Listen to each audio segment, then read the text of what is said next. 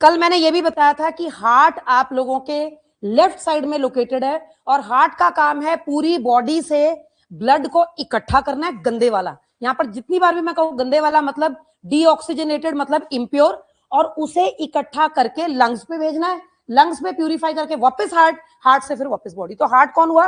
एक तरीके का इंटरमीडिएरी हेड ऑफिस हो गया, जहां पे गंदे वाला मतलब कार्बन डाइऑक्साइड से भरपूर ब्लड जमा हो जाता है।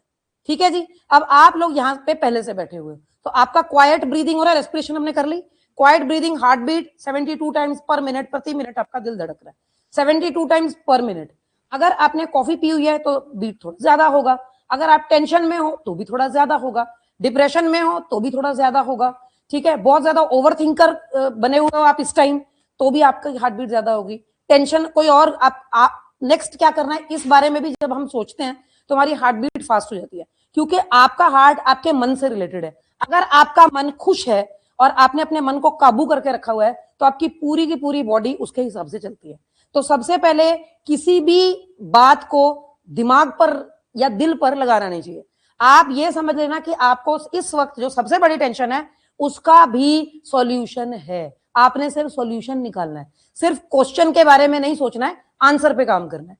अगर ये सब चीजें हम नहीं करते हैं तो हम लोगों का जो हार्ट बीट है वो इतना ज्यादा डिस्टर्ब हो जाता है कि उसी तरह से फिर आप बीमार प्रोसेस में जीना शुरू कर देते हो। एक डिबेट हुआ था मुंबई में जिसमें यह डिस्कस हुआ था कि जो चोटें दिमाग पर लगती, दिमाग मतलब ऐसे चोट नहीं, चोट का मतलब है कि दिल दिमाग पर आपका किसी बात का कोई असर हो जाए तो उनका इलाज ज्यादा डेंजरस होता है एज कंपेयर टू वो चोटें जो आपके शरीर पर लगी हुई हैं। अगर आपके चोट लगी हुई है तो कोई भी देख के बताएगा यार दवाई लगा क्या कर रहा है ये, लेकिन अगर आपके दिमाग को कोई चोट लगी हुई है, आपके मन को कोई बात बुरी लगी हुई है और आप डिस्कस भी नहीं कर रहे हो और कुछ भी नहीं कर पा रहे उसका, तो वो अंदर ही अंदर क्योंकि उसका इलाज नहीं है, ठीक है, और वो आप उसे कर भी नहीं रहे हो, किसी से बात भी नहीं कर रहे हो, तो वो जख्म पड़ा पड़ा पड़ा पड़ा इतना बड़ा हो जाता है कि हमारे ब्रेन के अंदर प्रॉब्लम्स खड़े होने लग जाती हैं। इसीलिए आपका जो हार्ट बीट है वो कंट्रोल्ड फैशन में होना चाहिए, कंट्रोल्ड मैनर में होना चाहिए। तो हार्ट सिर्फ ब्रेन के हिसाब से काम कर रहा है, तो ब्रेन आपके कंट्रोल में है, जिसको आपने बिल्कुल हैप्पी रखना है। याद रखना कि आपकी कोई भी खुशी जो दूसरे पर्सन पे डिपेंड करती है, अगर ऐसा है तो आप लाइफ में कभी खुश नहीं रहने वाले। लेकिन अगर आपकी हैप्पीनेस आप पे डिपेंड करती है तो उसे कोई डिस्टर्ब नहीं कर सकता। तो इसीलिए ये नॉर्मलाइजिंग फैक्टर्स भी जरूरी हैं। 2 रीजंस की वजह से ये प्रवचन किया मैंने। एक, क्योंकि आप लोग इस तरह का एग्जाम दे रहे हो जिसमें आपका माइंड स्टेबल होना जरूरी है, और दूसरा वो ये कि आपको बॉडीली मतलब फिजियोलॉजिकल इफेक्ट जो है बॉडी पे वो भी पड़ेगा अगर आप बहुत ओवर थिंक करते हो तो। ठीक है, यहां तक ठीक है? साइकोलॉजी का कोई रोल नहीं है इसमें। नहीं नहीं, मुझे मत बताओ, मेरा दिल बिल्कुल ठीक है, बाद में बता। और टूटे दिलों की बात मत करो, यहाँ सब खुश है, मैं इधर खुशियां बांट रही हूँ, तुम इधर दिल तोड़ने की बातें करो, वहां लोगी तुम्हारी है। ये लड़की ब्रोकन हार्ट ऐसा बताएगी ना तो फिर प्रॉब्लम ये हो जाएगी, बच्चे फिर मेरी कम आपकी ज्यादा सुनेंगे। फिर वो उसमें जो कुछ भी होता है वो मुझे मालूम है, इनको मत बताओ, वो ठीक कर रही हो इनको बेचारों को मैं। क्या टूटा ही रहेगा? अच्छा टूटा नहीं है तो यार टूटता कैसे दिल? ही मस्कुलर दिल है, कहां चाहिए जो टूट जाएगा ठा करके? कुछ नहीं टूटता उठता, सब ठीक है, सब ठीक है। मैं बार बार कह रही हूं आपको, किसी को इतनी औकात में आने ही मत दोगे वो तुम्हारे दिल के साथ खेल जाए, समझे? खुश रहा करो। मुझे देखो 22 साल होने वाले हैं शादी को, देखो कितनी खुश हूं मैं। एक्चुअली पागलपन का लेवल क्रॉस हो गया। अब ये पागलपन की खुशी, पागल हो चुके हैं हम इसलिए ऐसे। इस पे भी आप टिप्पणी करना बाद में। अच्छा ये देखो जी, देखो ऐसा है, हंस खेल के पढ़ाई करो, समझ में भी आएगा, ठीक है ना? तुम्हें डरा डरा के पढ़ाऊंगे तो समझ तुमने कुछ नहीं आना तुम्हें, कम से कम मेरी बात तो सुन रहे हो इसी बहाने। ये कौन है, इसे किसे किसे पहचान लिया? हरमन को छोड़ के सारी क्लास को पता। हरमन के साथ जो बच्चा बैठा है उनको भी आज ही देखा है मैंने,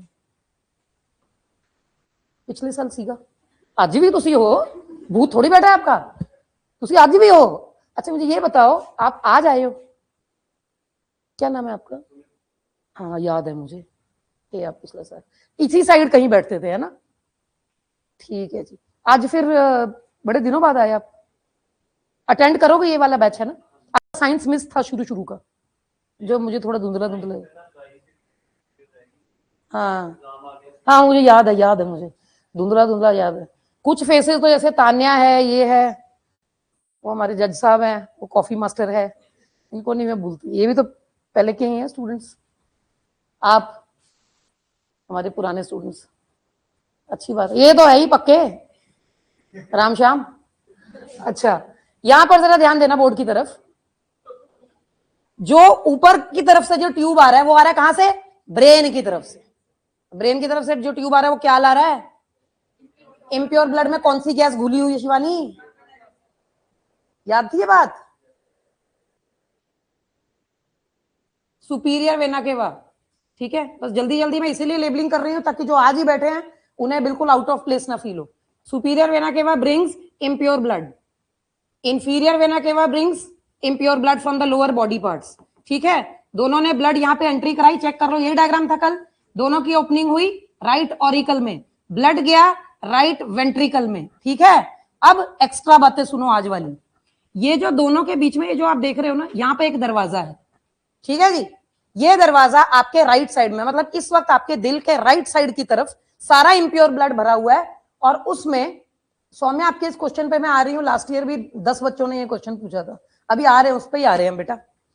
ठीक है, तो ये आरए से आरवी में ब्लड एंटर कर रहा है, ये जो दरवाजा आप देख रहे हो व्हाइट कलर का, ये दोनों तरफ है। ठीक है जी, इस दरवाजे का नाम मैं 1 रख देती हूँ, इसका नाम मैं 2 रख देती हूँ, क्योंकि यहाँ इतनी छोटी जगह यहाँ पे बनेगा नहीं। तो आप लोगों के लिए आपके सिविल सर्विसेज में पूछा जाने वाला एक इंपॉर्टेंट क्वेश्चन कि राइट ऑरिकल और राइट वेंट्रिकल के बीच में दरवाजा कौन सा? तो ये दरवाजा, ये देखो मैंने ड्रॉ कर दिया यहाँ पे, और इस दरवाजे को ध्यान से, दरवाजा नहीं, छोटा सा ट्यूब जैसा है, और इसके बीच में 3 दरवाजे हैं ऐसे, ये देखिए 1 2 3। अब पुलिस स्टेशन के जो पुराने जमाने में ऐसे हीरो की एंट्री होती थी, और ऐसे वो पुलिस स्टेशन के दरवाजे को धकेल के बोलता था कि कौन है जिसने करप्शन करी है वो, तो जो दरवाजा आपने देखा ऐसे और ऐसे खुलता है, ऐसे ऐसे, है ना? ठीक है, वो 2 है ना, ये 3 है, और ये खुलते हैं एक ही तरफ, नीचे की तरफ खुलते हैं, ये नीचे की तरफ उल्टा डायरेक्शन में। याद रखना ये 3 दरवाजे पीछे को नहीं खुलते। मैं कोशिश करती हूँ किसी और कलर से अगर आपको दिखे, ब्लैक से, अगर ये 1 ये 2 ये 3, ये 3 दरवाजे आपको नजर आएगा इस तरह से, ये बड़ा करके यहाँ पे ड्रॉ किया। 3 का मतलब ट्राई, और कप बने हुए हैं तो इसलिए 3 कप वाले ट्राई कस्पिड वाल्व बोलते हैं इसे, या वॉल्व बोलते हैं। ठीक है जी, यहां तक कुछ पूछना है? कुछ पूछना है? तो ट्राई कस्पिड वाल्व किस तरफ मौजूद है बेटा? आपका क्या नाम है? साइकोलॉजी, हाँ वो भी। तो राइट साइड में जो आरए और आरवी के बीच में जो दरवाजा है, वो 3 दरवाजे खुलते हैं, उसे ट्राइकस्पिड वाल्व बोलते हैं। और यह भी देखना क्या होने वाला है, बहुत अटेंटिव रहना, बहुत इंटरेस्टिंग चीज आ रही है। आरए से आरवी में गंदे वाला, मतलब कार्बन डाइऑक्साइड से घुला मिला ब्लड जो है वो एंटर कर गया है इसके अंदर। ठीक है जी, और ये आ गया जी आरवी में। अब आरवी में अगर आपको कल वाली चीजें याद हो, तो यहां पर एक ऐसा कैविटी है जो पीछे को खुल रहा है, पीछे खुल रहा है जाके, तो पीछे खुल रहा है तो मैंने डॉटेड लगा दिया ऐसे। फिर आपको याद होगा कि मैंने क्या पूछा था कि ये 2 क्यों है? ठीक है, और फिर मैंने इसका, आपने इसका जवाब दिया था किसी ने कि क्योंकि राइट एंड लेफ्ट 2 लंग्स हैं इसीलिए ये 2 हैं। ठीक है जी, यहां तक क्लियर है? अब ये चला गया जी, ये ब्लू से मैं शो कर रही हूँ, जा रहा है, ये कहां जा रहा है? क्या करने जा रहा है भूमिका वहां पे? ऑक्सीजनेटेड करने। शिवानी क्या बोलते हैं उसे? Gaseous exchange. Shivani gaseous exchange किस प्रोसेस से होता है? डिफ्यूजन, मैंने कल ये वर्ड यूज किया था, डिफ्यूजन, मतलब जो गैस जहां पर ज्यादा है वो उस तरफ दौड़ेगी जहां पर वो कम है। ठीक है जी, तो ये भी क्लियर है? ये पहुंच रहा है लंग्स के पास, ये चला जाएगा लंग्स के पास साफ होने, ये मैंने यहाँ पे लंग्स ड्रॉप, ये मैंने लिख दिया लंग्स, यहाँ पे साफ होगा और अब ब्लड प्योर हो जाएगा। प्योर ब्लड को हम लोग रेड लाइन से शो करेंगे, लेकिन उससे पहले आप ये देखो कि प्योर ब्लड किस कमरे में वापस आया है। इस वक्त कमरे का क्या नाम है? कितने बच्चों को अपने डायग्राम देख के बताओ? LA। और दरवाजे का नाम क्या है? और दरवाजा नहीं, सॉरी, रास्ते का नाम है पल्मोनरी वेन्स। ठीक है जी, हरमन जी, अगर किसी बंदे को डेंटल प्रॉब्लम है तो उसको कहां पे प्रॉब्लम है? दिल में? दिल में? हाँ, दांत में। दिल में नहीं, दिल में थोड़ी दांत लगे हुए हैं। ऑप्टिक है तो nervous, very good. Gastric, hepatic, hepatic, मैं बता रही हूँ। हाँ बताओ, तो मैं कौन सा आपका गलत बारी? बोन्स में नहीं, वो ऑस्टियो था। अच्छा, वो मसल्स में वो मायो है।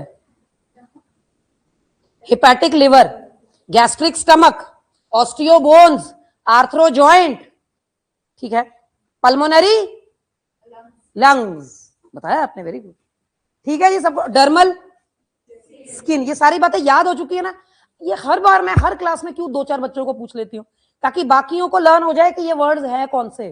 क्वेश्चन पेपर में नजर आएगा तो घबराने की जरूरत नहीं, यही लर्न करवा रही हूँ आपको, ठीक है। तो अब यहां पर पल्मोनरी का मतलब ये लंग्स से आया है, और ऊपर जो पल्मोनरी आर्टरीज थे, इसका मतलब वो लंग्स में गया है।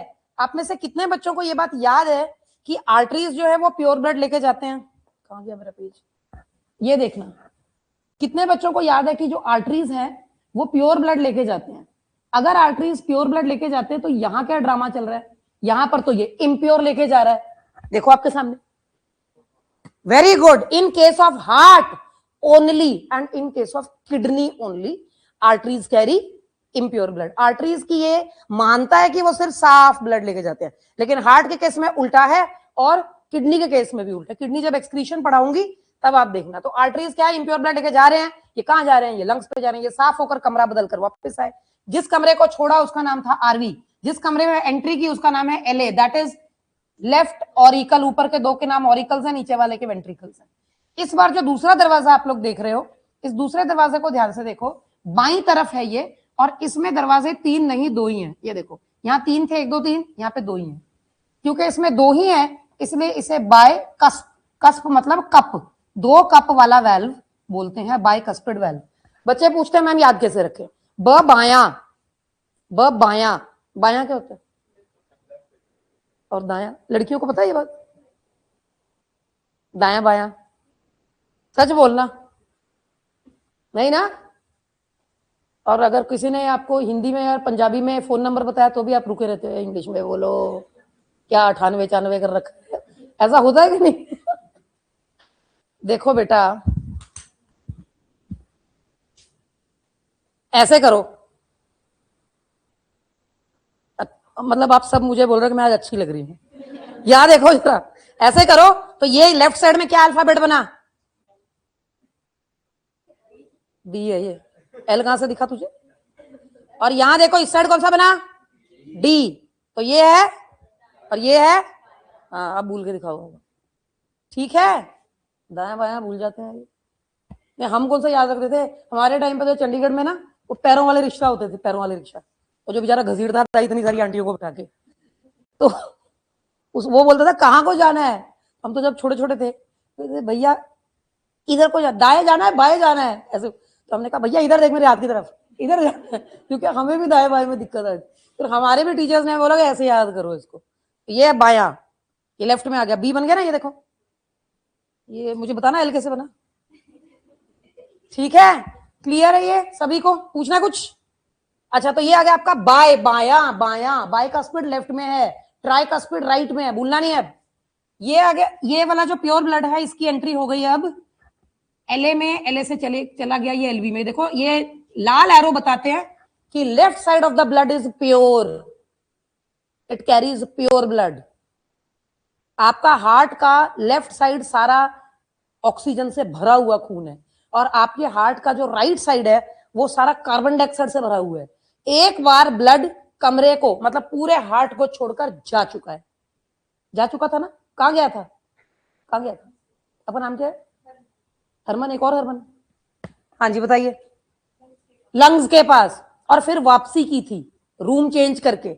इसका मतलब ये कि ब्लड तो एक बार गया था, ये सेकंड टाइम आया है, क्योंकि blood second time blood body में, मतलब हार्ट में एंटर कर रहा है, इसीलिए इसे कहते हैं डबल सर्कुलेशन। अगर आपसे पूछे कि मैमल्स में डबल सर्कुलेशन होता है ना भूमिका? मैमल्स में डबल सर्कुलेशन मतलब कि हम लोगों का जो ब्लड है वो हार्ट को छोड़ के एक बार तो लंग्स में चला जाता है, सेकेंड टाइम आता है। फ्रॉग्स में ऐसा नहीं होता, फिश में ऐसा नहीं होता, क्योंकि फिश के पास 2 चेम्बर्ड हार्ट है, सिर्फ एक ऑरिकल एक वेंट्रिकल। एम्फीबियन फ्रॉग के पास जो है वो 3 चेम्बर्ड हार्ट है। वो भी अभी आपको लर्न कराती हूँ, पहले आप ये 2 समझ लो, ठीक है? इसके बाद क्या हुआ था सभी बच्चों को याद होगा, कल वाले बच्चों के लिए रिपीट हो रहा है, कुछ नए नाम आ रहे हैं। ये जो अब आप देख रहे हो आरवी के अंदर एंट्री हो गई। अब आरवी से ये प्योर ब्लड इसी तरह से एक बड़ी पाइप के थ्रू ये पीछे पीछे जा रही है, और ये पीछे से इस तरह का एक बहुत बड़ा पाइप निकलेगा जिसे हम एओटा बोलते हैं, और ये जो इतना बड़ा ट्यूब है aorta, the greatest artery, aorta सबसे बड़ा आर्टरी, और ये प्योर ब्लड अब इसके अंदर एंटर कर जाएगा। ठीक है, दे दो जी पूरी बॉडी को वापस दे दो। पूरी बॉडी से लिया था, हाँ जी ये दोनों लेकर आए थे, पूरी बॉडी को वापस देना, हाँ जी ये दे देगा। ठीक है, ये देखो जी, ये प्योर ब्लड पूरी बॉडी को बांट दिया जाए। लेकिन आर्टरी तो बहुत बड़ा है, एओटा तो बहुत बड़ा है भाई।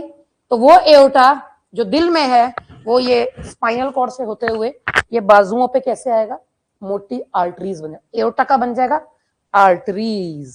फिर ये आर्टरीज और बारीक हो जाएंगे, एक एक उंगली में एक एक जगह पे पहुंचेंगे, अब बन जाएंगे ये आर्टीरियोल्स। ठीक है, और पतली गलियां, ये जीटी रोड से हाईवे से फिर ये पहुंच जाएगा मेन रोड पे, मेन रोड से फिर गलियों में और पतली गलियां। तो ये इसी तरह ये वहीं से आ रही हैं, समझ आइए आपको। सिमिलरली जब कलेक्ट होना है तो पहले ये पतली पतली गलियों से इकट्ठा करो, वेन्यूल्स, वेन्यूल से इकट्ठा करो, मोटा वेन आगे मेन रोड पे, मोटे वेन से मेन रोड पे वेना का हुआ, समझ में आई आपको। तो जब गलियों से इकट्ठा होना है तब भी छोटी छोटी गलियां, बड़ी गलियां, बड़ी गलियां, मेन रोड, और जब वापस देना है तो मेन रोड और फिर जीटी रोड और उसके बाद फिर मेन रोड, मेन रोड से फिर छोटी छोटी गलियां। आंखों में भी जो नसें वहां तक ऑक्सीजन की सप्लाई की जाती है, बालों से भी पतले हैं वो कैपिलरीज जिसमें ये ब्लड एंटर कर जाता है और ऑक्सीजन पकड़ा के आता है, ये लो जी अपना ऑक्सीजन, और फिर वो जाते हैं कार्बन डाइऑक्साइड लेके। ठीक है, आप मुझे ये बताओ, बच्चों को बुलाओ, आपका नाम क्या है? अर्पित, ये बताओ कि ये जो ऑक्सीजन है ये एक्चुअली सेल में कहां पहुंचता है? माइटोकॉन्ड्रिया में एनर्जी रिलीज होती है, किस फॉर्म में? एनर्जी पूछा मैंने, एटीपी के फॉर्म में। गुड। कार्बन डाइऑक्साइड आपकी बॉडी का वेस्ट है, कार्बन डाइऑक्साइड आपकी बॉडी का गैसियस वेस्ट है। आपकी बॉडी के लिक्विड वेस्ट में यूरिन और स्वेट आ जाता है, और सॉलिड वेस्ट में यूरिया और एक्सक्रीटा आ जाता है, और गैस वेस्ट में कार्बन डाइऑक्साइड आ जाता है। आपकी बॉडी ठीक से जो है यूरिन कर रही है, ठीक से पॉटी कर रही है, ठीक से आप सांस ले रहे हो, ठीक से आप फार्ट कर रहे हो, इससे पता लग रहा है कि बॉडी में सब बढ़िया है, सब बढ़िया। ठीक है, 2-4 दिन से मैं इसी तरह पढ़ा रही हूँ, इसलिए मुझे बड़ी खुशी हुई कि तुम लोग काफी मेच्योर हो गए हो। ठीक है ना, इसमें okay ma'am, yes I fart, ऐसे करते। अब मैं आपको एक चीज बताऊं, 9th-10th में जब बच्चों को पढ़ाया जाता है, अभी 9th-10th तो छोड़ो, सिविल सर्विसेज का जब नया नया स्टार्ट किया था बच्चों को, मतलब जैसे गेस्ट लेक्चर्स के लिए बुलाते थे, चलिए जाती थी सिविल सर्विसेज को पढ़ा रहे, तो जब पहली बार मैंने पढ़ाया 2009-10 में, तो ऐसे बहुत ज्यादा बड़े बड़े बच्चों की आदत नहीं थी, हमेशा +2 तक पढ़ाया, तो ये तो बहुत बड़े बड़े हैं, कई तो मैरिड थे उनमें, तो मुझे थोड़ा लगा कि भाई चलो कोई बात नहीं, थोड़ा टीचर वाला एटीट्यूड रखेंगे, अब मुझे कोई डर थोड़ी लग रहा है किसी से। अब उसमें क्या होता था, जो उस टाइम के जो स्टूडेंट्स थे, जैसे बोर्ड पे अगर मैंने कोई चीज पढ़ाई तो वो लोगों के ना, छोटे बच्चों के तो बनते ही बनते थे, सिविल सर्विसेज वालों ने भी करना शुरू कर दिया। स्टूडेंट्स क्या करते थे, +1 +2 वाले, 10th वाले, जैसे अगर मैं बोर्ड पे पढ़ा रही हूँ, ऑब्वियसली रिप्रोडक्शन पे ही वो लोग ऐसी शक्लें बनाते थे। अब मैं बोर्ड पे नाम लिख रही हूँ, pair of ovaries, uterus, fallopian tubes, तो बच्चे ना ऐसे डिस्गस्टिंग डिस्गस्टिंग। मैंने बोला ये क्या डिस्गस्टिंग है इसमें, मैं बाकी बॉडी पढ़ा रही हूँ तो ये भी पढ़ा रही हूँ। और इसमें ये होता था कि जो फीमेल्स होती थी उस टाइम, उन लोगों के अंदर ये होता था कि डिस्गस्टिंग डिस्गस्टिंग करते रहते थे मुझे। तो मैंने कहा डिस्गस्टिंग तो तुम भी बैठे हो, मैंने थोड़ी चिट्ठी पाके बोला कि मेरे से पढ़ो। तो वो जो चीजें थी, और जो लड़के होते थे वो वेट करते थे, देखते हैं मैम को कितना आता है, हमसे ज्यादा थोड़ी आता है। बट उस टाइम पर वो लोग सिर्फ यही देखने आते थे कि मैम कैसा पढ़ा रहे, कुछ पढ़ा रहे कि 2-4 पेज जैसे बाकी टीचर आगे करते, या अपने आप पढ़ो तुम्हें आता है। तो वो वाली चीज मैंने नहीं की। तो अगर क्लास में जैसे कुछ मैंने ड्रॉ कर दिया, पेयर ऑफ टेस्टिस है, इसमें टेम्परेचर इतना होता है इतना होता है, तो ऐसे मेरी पीठ है, ठीक है ना, तो बच्चों ने क्या करना कि ऐसे ऐसा करते थे हो। तो मुझे बड़ा नहीं कि ये मतलब इतनी आदत हो गई है उस चीज की कि शर्म तो मुझे तो आती नहीं, मैं तो बाया पढ़ा रही हूँ, मुझे तो शर्म नहीं आती, लेकिन बच्चों की शक्लें जो है उसे देख के मुझे पता चलता कि ये एम्बेरस हो रही है। और कईयों ने थोड़ा नीचे ही दिखते रहना ऐसे कि मुझसे मतलब कुछ पूछ लेना, मुझे कुछ नहीं पता, ये वाला हाल है। तो अभी धीरे धीरे यार, जिस एज में तुम हो इसमें तो इतनी मेच्योरिटी यार, ठीक है यार, इट्स ऑल अबाउट बॉडी। और तुम्हें वैसे भी, मैं सोचती थी उस जमाने के बच्चों को जब मैं पढ़ाती थी तो एक लाइन में पक्का बोलती थी, I am really sorry, I am robbing your innocence, मैंने चुरा ली तुम्हारे भोलेपन को।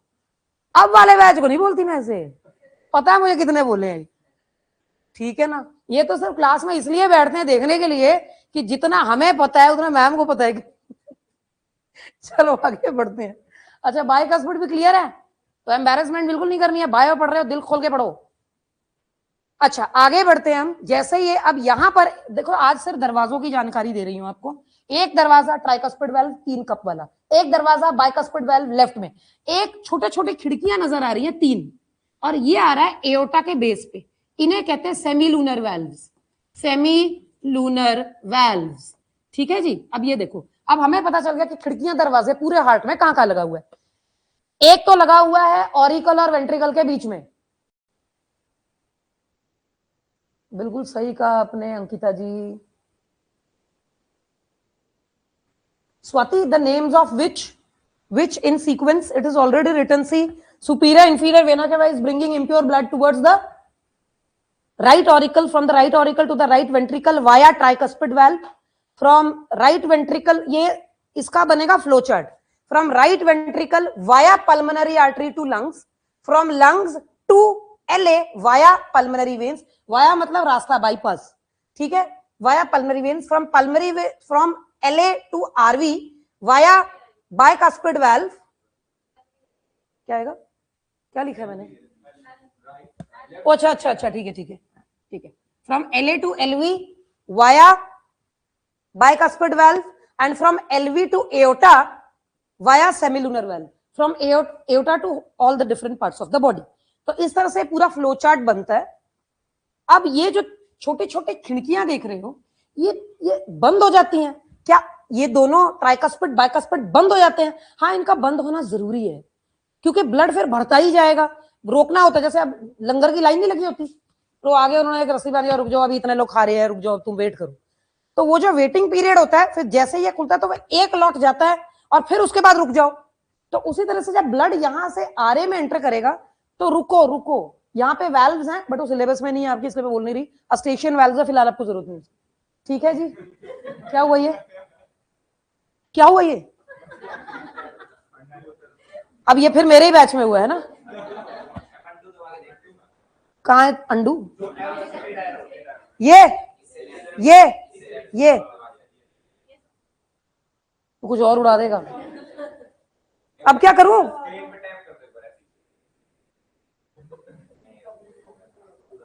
ये तो बहुत गड़बड़ हो जाएगी यार, ऐसे तो नुकसान बहुत, दिल का बहुत बड़ा नुकसान। कोई दिल ले गया, हो सकता है कुछ तो बताओ, कुछ भी।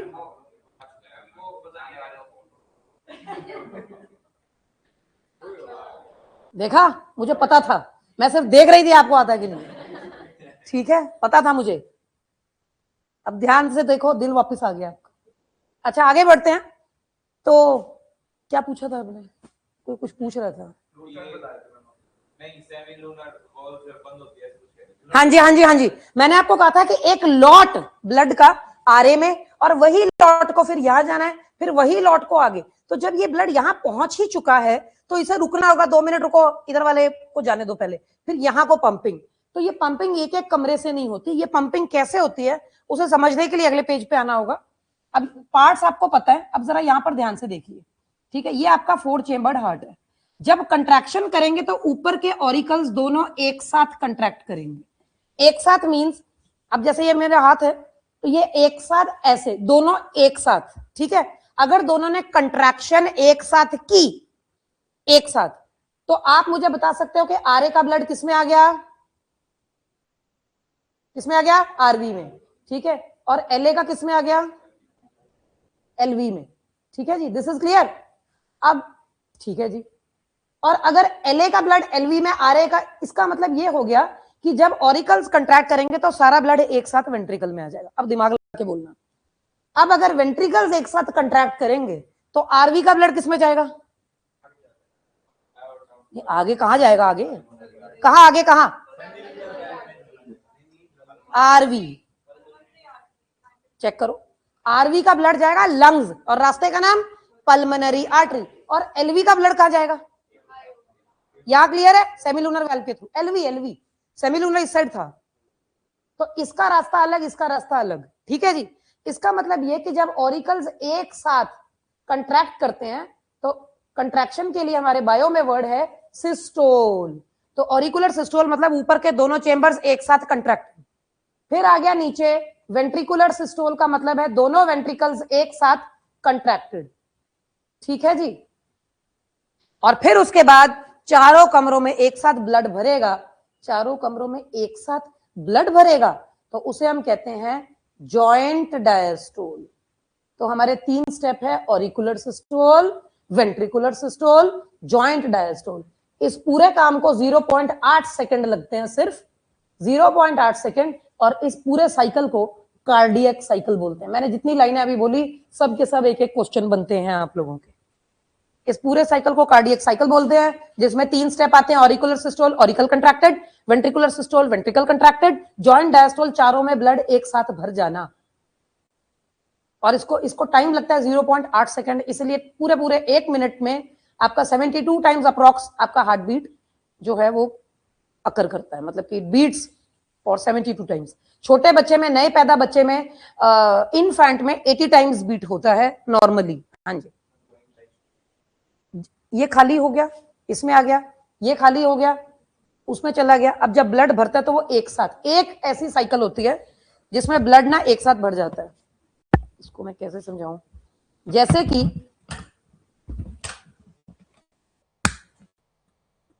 अटेंटिव रहना बहुत ज्यादा। मेरा हाथ दिख रहा है इन स्टूडेंट्स को। बेटा ये देखो, जब ऑरिकल्स एक साथ कंट्रैक्ट करेंगे तो ये ऑरिकुलर कंट्रैक्शन, ये वेंट्रिकुलर कंट्रैक्शन, धीरे से joint diastole, auricular contraction, ventricular contraction, joint diastole, auricular systole, ventricular systole, joint diastole, auricular ventricular joint, auricular ventricular joint, ये स्लो मोशन में।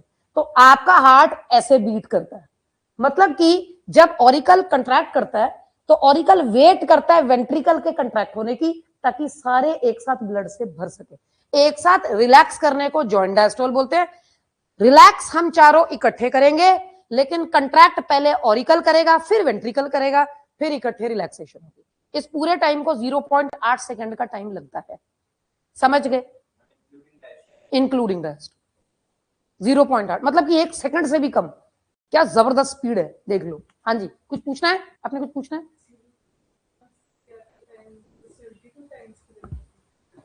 वो कोशिश करते कि 70, 68, 75 इस तरह भी चलेगा, लेकिन वो तेज इसलिए करता है क्योंकि उनको डर लगता है कि अगर स्लो हो जाएगा तो बंदे को बचा नहीं सकोगे, सफोकेट हो सकता है। बताती वो भी ब्रीदिंग में। हाँ जी, हार्ट अटैक में बस पहुंच गए। Heart attack, hole in the heart, attacks के भी बस अभी आगे वही टॉपिक्स आगे लाइन से, बस ये थोड़ी, बस सुमित 5 मिनट। हाँ जी, हाँ जी, जब ये नॉर्मल करेंगे तो इसमें ब्लड का एंट्री हो रहा है। पंप करने के लिए लाओ, पंप करें, लाओ, कंट्रैक्शन होगी। और ये चलता है, साइकिल है, इसलिए इसको साइकिल बोलते हैं। Contraction relaxation, contraction relaxation. Sumit आपके वाले टॉपिक पे बस हम पहुंचने ही लगे हैं। तो ये जो आपका नाम सुमित बताया ना आपने, ठीक है, एलए और ये वाली बात क्लियर है। अब इसको जरा खत्म कर देते हैं। हार्ट बीट, तो आपका अगला टॉपिक है हार्ट बीट। हार्ट बीट, अब ये कंट्रैक्शन रिलैक्सेशन तो आपको समझ में आ गया। अब ये हार्ट बीट क्या है? ऑब्वियसली आप बोलोगे दिल का धड़कना, हार्ट बीट है, दिल धड़क रहा है, हार्ट बीट है, धक धक की आवाज आ रही, हार्ट बीट है।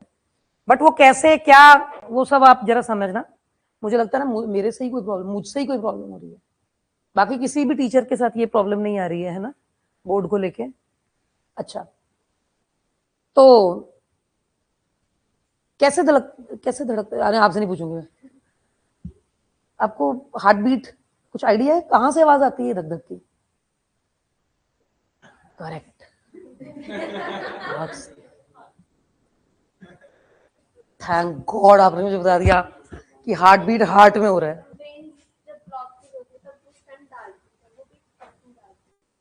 आप मुझे हार्ट बीट बता रहे हो कि स्टंट बता रहे हो? नहीं, अभी रुक जाओ। सुमित का क्वेश्चन के पीछे पीछे आपका क्वेश्चन, बस अभी हार्ट की सारी बीमारियों पे मैं आ रही हूं, जितनी तकलीफें आप लोगों को एक एक करके बताना। Heart beat anybody? हाँ जी, हाँ जी, क्या बात है, क्या बात है। अच्छा, अब हार्ट बीट क्या है? जब आपका उसी डायग्राम पे समझा देती हूँ आपको। वो याद है ना आपके सेमिलुनर वाल्व्स, और ये जब दोनों ऑरिकल से ब्लड दोनों वेंट्रिकल में आते हैं तो दरवाजे बंद हो जाते हैं। ट्राइकास्पिड और बाइकास्पिड वाल्व उल्टे डायरेक्शन में नीचे को ऐसे खुल जाते हैं, पीछे को तो खुल ही नहीं सकते, ये ऐसे नीचे को खुल गए आजो जी। तो जब ये ब्लड यहां भर जाता है तो दरवाजा जोर से स्लैम हो जाता है, ठीक है। ये स्लैम होने की जो आवाज है ट्राइकास्पिड और बाइकास्पिड, वो एक साथ होता है और एक बड़ी आवाज आती है, लब साउंड। ये इंग्लिश में लब साउंड है और डप साउंड बोलते हैं, छोटी आवाज को डप साउंड बोलते हैं, लब एंड डप, ठीक है। लेकिन हिंदी में तो आप धक धक ही बोलते हो। मेरा दिल बहुत धक धक करता है तुम्हारे लिए, तुम्हें देख के मेरी हार्ट बीट फास्ट हो जाती है। ये जो सारी चीजें, ये है इमोशन, इसका सब्जेक्ट है, ठीक है जी। इमोशन में ऐसा होता है, ठीक है ना। पापा को देख के मम्मा को, रिजल्ट मम्मी को दिखाना है तो दिल का कंडीशन कुछ और है, पापा को दिखाना है कुछ और है। और कई जगह पे जो पापा की परियां, पापा की लाडली है, वहां पर मम्मी को रिजल्ट दिखाने में ज्यादा टेंशन हो जाती है कि पापा कहते कुछ नहीं होता, ठीक है ना। तो ये वाली चीज है, आपकी हार्ट बीट किसी भी मौके पर बढ़ घट सकती है, इसका रिलेशन इमोशन से हो सकता है। अभी जो सुमित ने पूछा कि अटैक्स, उस पर भी अभी हम धीरे धीरे आ रहे हैं, ठीक है, वो कैसे कैसे हो सकता है। तो आपको ये क्लियर हुआ। तो बड़ी आवाज कब आती है? क्लोजर ऑफ, ठीक है, the bigger sound dub, sorry लब साउंड, द बिगर साउंड लब comes due to the closure of tricuspid and bicuspid valve, ठीक है जी। और जो छोटी आवाज आई है वो खिड़कियों के बंद होने की आई है, और वो कौन सी खिड़कियां थी? Closure of semilunar valves, semilunar. बेटा कल कौन सी क्लास है मेरे वाले टाइम पे? अच्छा मुझे एक बात बताओ, अगर आपका करंट अफेयर्स के साथ में टाइम स्विच कर लूं,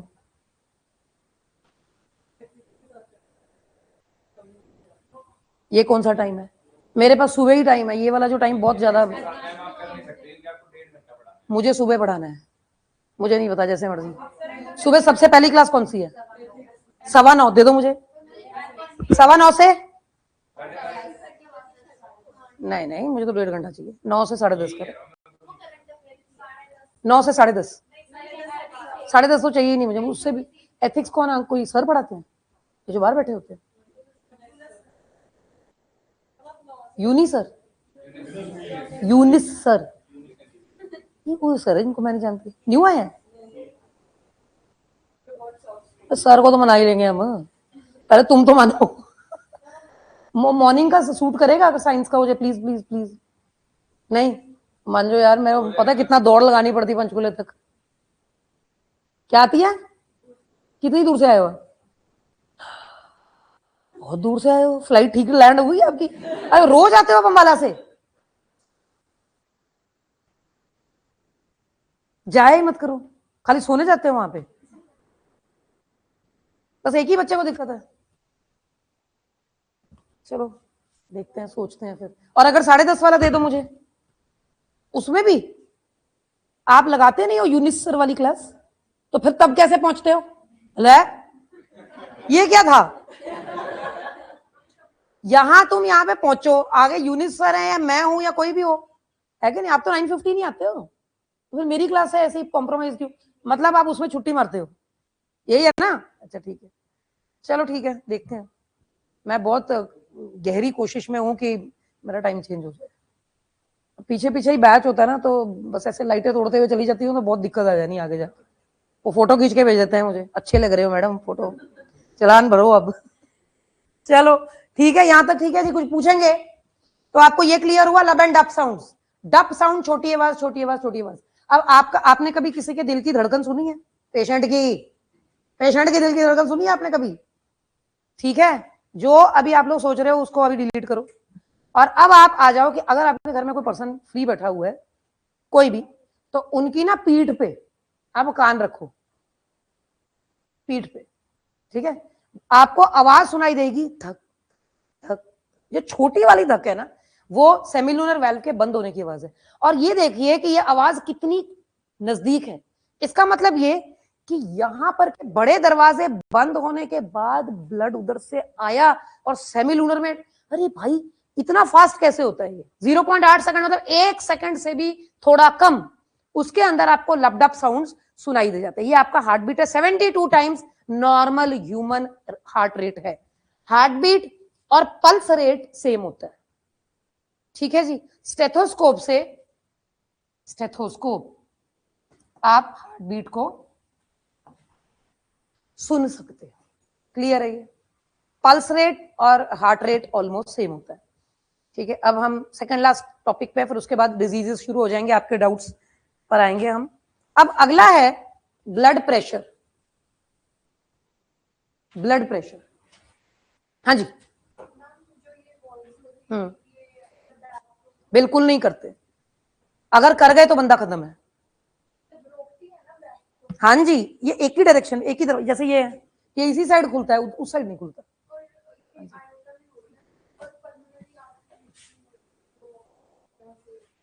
उसके नीचे जो वैल्व्स होते हैं वो इतने छोटे होते हैं और वो नॉन फंक्शनल होते हैं।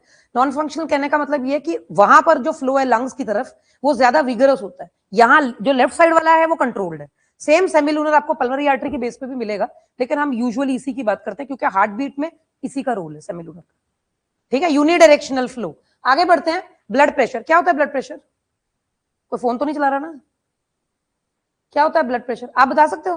पुराने बच्चे नहीं, आपके सारे आंसर करेक्ट है। हाँ जी, आप बताओ। हाँ जी, क्या नाम है इनका? आपको देखिए किसकी याद आती है मुझे?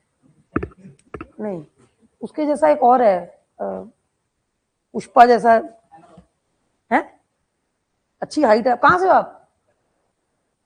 बनता है, बनता है। हम बहुत प्राउड है कि हमारे नॉर्थ इंडियन जैसे हैं। हाँ जी, बताओ जी। वाह, blood pressure, pressure of blood. और ये हर साल हर बार सेम बच्चे इस तरह, यही यही आंसर आएगा। ब्लड प्रेशर में pressure of blood, blood pressure, ठीक है। हाँ जी, सुमित जी करो ट्राई फिर। मजा आ गया। आप मुझसे क्या डाउट पूछ रहे हो? सब कुछ आता है? तो पता चले अगली बार संतोष सर तुम्हें ही वो कहते तुम ही पढ़ा दो, अर्पित को नहीं सस्ते मेरे, वो वाला काम हो जाएगा है। ऐसा मत करना, बिल्कुल बिल्कुल करेक्ट आंसर। देखो बेटा, ये जो आर्टरीज है ना आपकी, ये आर्टरीज है, ये वेन्स है, ठीक है। वे थोड़े पतले होते हैं। आपके घर में होज पाइप देखा आपने? होज पाइप, गार्डन पाइप, अरे कोई भी पाइप, पानी वाला, आपने देखा अगर उसमें प्रेशर होता है बहुत तेज तो आपको उस पाइप के जैसे हाथ में पकड़ा हुआ है ना, आपको फील होता है कि बहुत ज्यादा प्रेशर एक्सर्टेड है, हाई प्रेशर। और अगर आप वहां से टैप को थोड़ा कम घुमा दो तो आपने देखा होगा कि बिल्कुल इसे ढीला सा मतलब को फील होता है। क्लियर है ये? तो प्रेशर मींस ब्लड प्रेशर इसी तरह से आर्टरीज के अंदर काम करता है। अगर पीछे से ब्लड का फ्लो जबरदस्त है तो ये नसें ना बड़ी फूली हुई होंगी, इससे पता चलता है इतना टाइट नसें, इसका मतलब कि बीपी इज।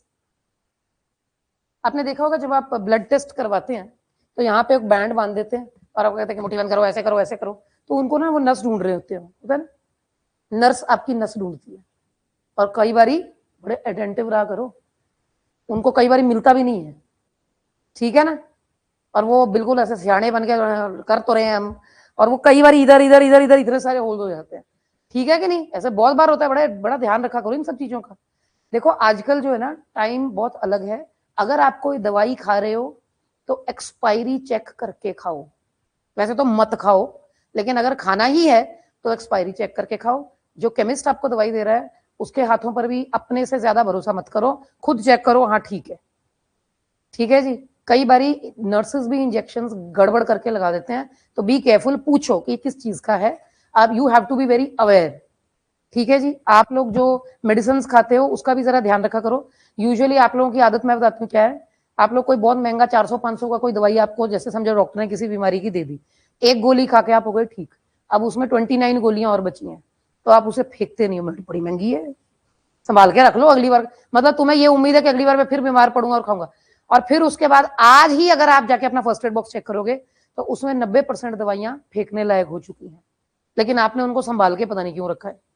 और जब कोई सिर दर्द, रात को बुखार होता है तो उस पूरी ढेरी में से एक छोटी गोली नहीं मिलती है आपको रात काटने के लिए। इसीलिए एक्सपायरी वाली दवाइयां मत खाइए, वो सीधी जहर है, सीधी जहर। उसकी दवाइयों की तो एक्सपायरी हो गई है, साथ में आपकी भी एक्सपायरी हो जानी है, इसलिए मत खाओ, अटेंटिव रहो। दवाइयां खाने से भी बीपी बढ़ता है। प्लीज, जैसे ये देखो ब्लड जा रहा, अब ये बीपी समझो जल्दी से, ये ब्लड का फ्लो यहां तक है, ये देखो यहां तक ही है, बस बड़े आराम से जा रहा है ब्लड। अब समझो ये पूरा भर गया, ठीक ठाक है बीपी, ठीक ठाक। अब समझ लो कि फ्लो इतना ज्यादा आ गया कि इसके ऊपर ना प्रेशर आ गया, दीवारों पे प्रेशर आ रहा है। अब दीवारें फटेंगी तो नहीं मगर फूल जाएंगी, इसी को बीपी बोलते हैं। ठीक है, तो इसकी डेफिनेशन है the pressure exerted by blood on the walls of arteries and veins. Arteries and veins, इसे बीपी बोलते हैं। नॉर्मल बीपी सिस्टोल मतलब कि कंट्रैक्शन वाला और रिलैक्सेशन वाला अलग अलग होता है। तो फिलहाल आपने सिर्फ उसका वैल्यू याद रखना है, magnitude 120 by 80 mm of mercury. इसमें हमने मर्करी क्यों कहा, क्योंकि आपको अच्छी तरह से याद होगा कि अगर आप लोगों ने बीपी चेक करवाया होगा तो यहाँ पे बैंड उसके करने के बाद वो जिस तरह खोल के आपने देखा होगा वो किस तरह मर्करी राइज करता है सिलेंडर के अंदर, आपने देखा होगा मर्करी राइजेस ना। आप मुझे बता सकते हो कि मर्करी मेटल है कि नॉन मेटल? मेटल है। आप मुझे बता सकते हो कि इस मशीन के अंदर उन्होंने मर्करी ही क्यों लिया? एनीबडी? नहीं, सारे हो जाते हैं, ठीक है। और सबसे बड़ी, ये तो बाकी मेटल्स भी मिल जाएंगे हमें, यही क्यों? पहला तो ये लिक्विड है, करेक्ट है। दूसरा ये रूम टेम्परेचर पर भी अपना फ्लक्चुएशन दिखाता है। सबसे मेन चीज, it does not stick to glass. वो उस ग्लास पे चिपकता नीचे, वो नीचे को आएगा ना, तो ये नहीं रूह अफ़ज़ा की बॉटल की तरह आपने ऐसे किया तो अभी वो रूह अफ़ज़ा धीरे धीरे धीरे, ऐसे नहीं है, ये साथ के साथ ही नीचे आ जाएगा और ग्लास क्लियर हो जाता है। समझ गए? It does not stick to glass, ये भी रीजन है। और एक्सपैंड करता है फटाफट, थोड़ा सा भी आप बॉडी का हीट है तो साथ के साथ वो एक्सपैंड करेगा, फूलने लग जाएगा। क्लियर है ये? ब्लड प्रेशर को नापने के लिए एक छोटा सा मशीन है,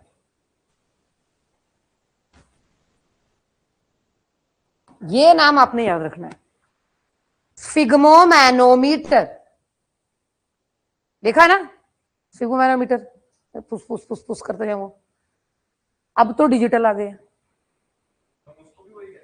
सेम कहते हैं, लेकिन डिजिटल वाले में एरर आने का खतरा है बहुत ज्यादा, बहुत ज्यादा। ये डिजिटल पर तो बिल्कुल भी भरोसा मत करो। अगर इसकी बैटरी लो है या कोई और दिक्कत है या अंदर कोई और चिप में एरर आ गया है तो वो पता नहीं क्या दिखा देगा। ऑनेस्टली पता नहीं, देखो वो लोग ना उसको मॉनिटर करते रहते हैं, जो घरों में रखे हैं वो सेफ नहीं है ना। हॉस्पिटल वालों में तो मॉनिटर्ड है, वो प्रॉपरली उसके चेक करते हैं कितने लोग हैं, वो उसके रिप्लेस करते हैं उसके सेल्स बैटरीज। देखो वो तो किस्मत की बात है, ये बेस्ट है। घर में मेरा मैं तो बिल्कुल ही नॉर्मल थी, मेरा तो ना मुझे गुस्सा चढ़ा ना मुझे मेरा बीपी बढ़ा। तबीयत खराब थी, मेरे हस्बैंड बीपी चेक कर रहे हैं तो बीपी कितना आ रहा है? 160। मुझे कहते तेरा तो बीपी ये हुआ पड़ा है, और मैं तो सोच के मैंने कहा है इतना ज्यादा, इसमें तो इससे थोड़ा और आगे में तो मैं चल बसूंगी तो खुश हो जाएंगे। तो उससे अच्छा मैंने सोचा कि जाके पहले मैं चेक कराऊं। चेक कराने में पहुंची तो कहता है तो नॉर्मल है, 120/80 आ रहा है। ठीक है, घर आई तो देखा वो मशीन ही खराब थी, पानी फेर दिया मैंने अपने हस्बैंड के मंसूबों पे। अच्छा ठीक है, तो इसलिए घर में ना ये जो आप यूज करते हो पहले बाहर से भी चेक करा करो। क्लियर है? तो आगे बढ़ते हैं। ये था आपका sphygmomanometer that checks the BP. ये मशीन है, याद रखना है नाम अच्छी तरह। ठीक है जी, और बीपी का अब आपको डेफिनेशन भी पता चल गया, हार्ट बीट भी पता चल गया। एक छोटी सी चीज, फिर हम आगे डिजीजेज में, वो है ECG. Full form electro cardio, क्या क्या? कोई ग्राम बोल रहा है, कोई ग्राफ बोल रहा है। इलेक्ट्रोकार्डियोग्राफ मशीन है, और इलेक्ट्रोकार्डियोग्राम जो है ये वो ग्राफ है जो बनता है इस तरह से। समझ गए? ये है ईसीजी, इसको इलेक्ट्रोकार्डियोग्राम बोलते हैं। जिस मशीन में से ये प्रिंट आउट निकलता है उसे इलेक्ट्रोकार्डियोग्राफ बोलते हैं। P Q R S T, ये वेव्स हैं, P Q R S T. आपका पूरा auricular systole, ventricular systole, joint diastole को कंप्यूटर में चेक करना हो तो इस तरह का डिजाइन आना चाहिए, ना इससे छोटा ना बड़ा।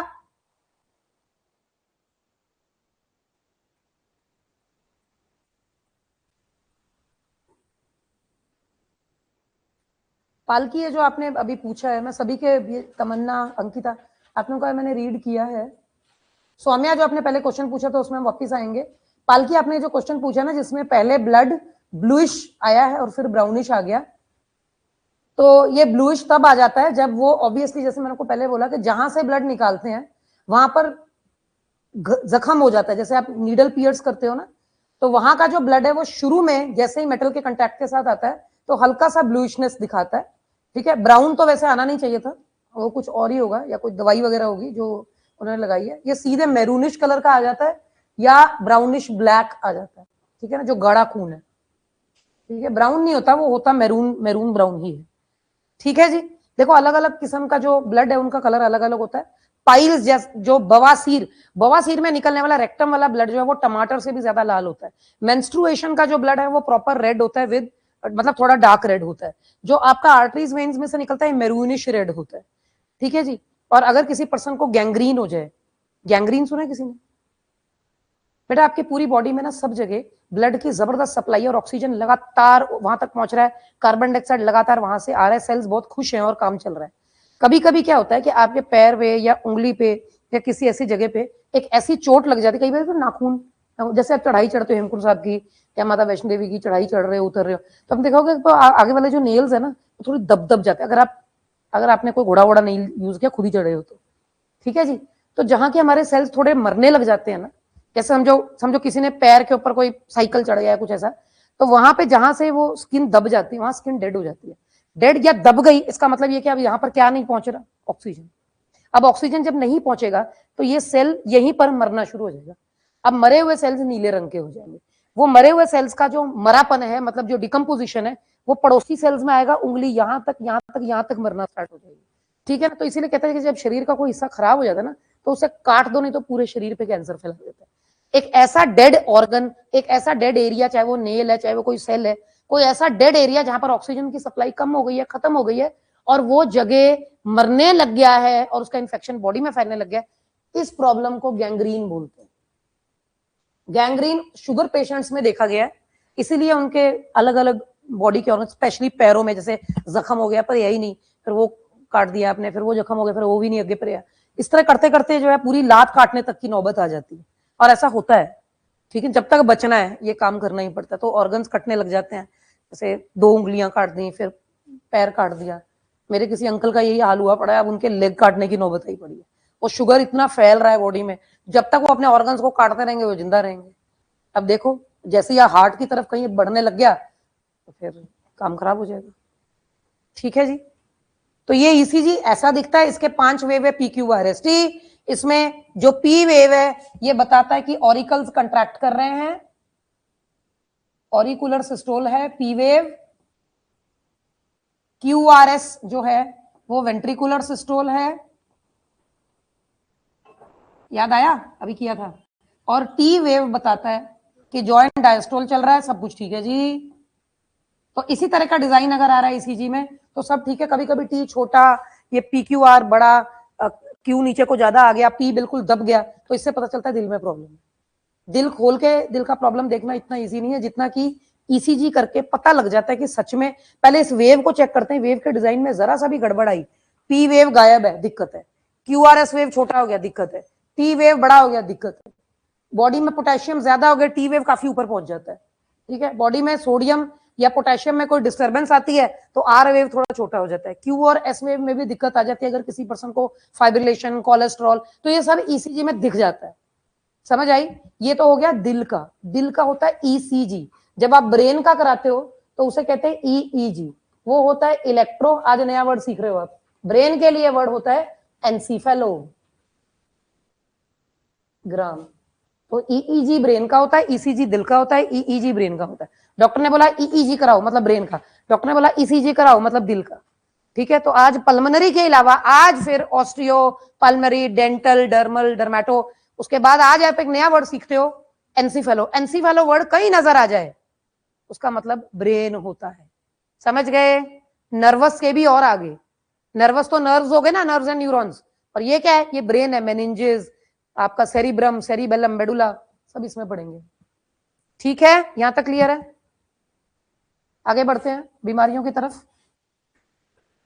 ई अभी लिखा तो था मैंने, ENCEPHALO, एनसीफेलो, एनसीफेलो, EEG।